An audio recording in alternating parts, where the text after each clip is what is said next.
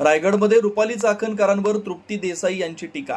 रायगड जिल्ह्यातून मोठी राजकीय प्रतिक्रिया समोर आली आहे. भूमाता ब्रिगेडच्या संस्थापक अध्यक्षा तृप्ती देसाई यांनी रुपाली चाकणकर यांच्यावर गंभीर आरोप केले. तृप्ती देसाई यांनी म्हटलं की रुपाली चाकणकर या विशेष तपास पथकाला टाळाटाळ करतायत. तसेच चौकशीसाठी स्वतःहून पुढे न येणं म्हणजेच त्या दोषी असल्याचं सूचित करत असल्याचा आरोप त्यांनी केला.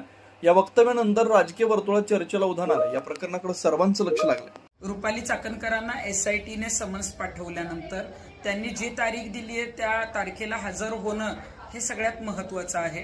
परंतु आता रुपाली चाकणकरांकडनं जी कारणं देण्यात येत आहेत म्हणजे त्या या चौकशीसाठी टाळाटाळ करत आहेत. खरं तर त्या निर्दोष असतील तर त्यांनी तिथं जावं, जबाब द्यावा. परंतु राज्यभर दौरे करणाऱ्या, महिला आयोगाच्या अध्यक्षा म्हणून, प्रदेशाध्यक्ष म्हणून दररोज वेगवेगळ्या जिल्ह्यांमध्ये फिरणाऱ्या रुपाली चाकणकर आता नाशिकला प्रवास करताना त्यांना काही त्रास होईल अशा पद्धतीचं हास्यास्पद कारण देत असतील तर मग त्या कुठंतरी स्वतः दोषी आहेत हे सिद्ध करतायत, हा संदेश देण्याचा प्रयत्न करतायत. मला वाटतं SITला त्यांनी पूर्णपणे सहकार्य करावं. जे खरं आहे ते समोर येणार आहे आणि ते सत्य समोर लवकर यावं यासाठी रुपाली चाकणकरांनी SITकडे चौकशीला जाणं गरजेचं आहे.